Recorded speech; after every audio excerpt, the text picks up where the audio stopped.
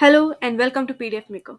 Today in this video we will learn how you can install the PDF Maker add-on in the Google Sheet. First, select the Google Sheet in which you want the add-on.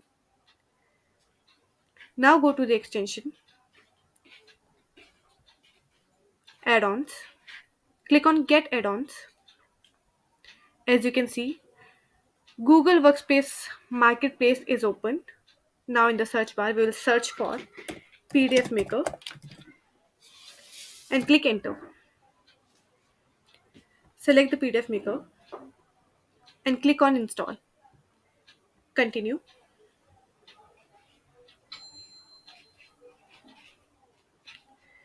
Select the email address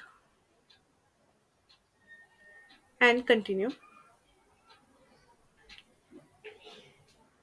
Give all the necessary permission and click on Allow. Click on Continue.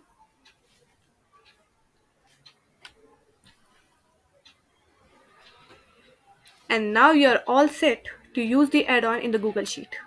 I hope you understood the whole process. Thanks for watching.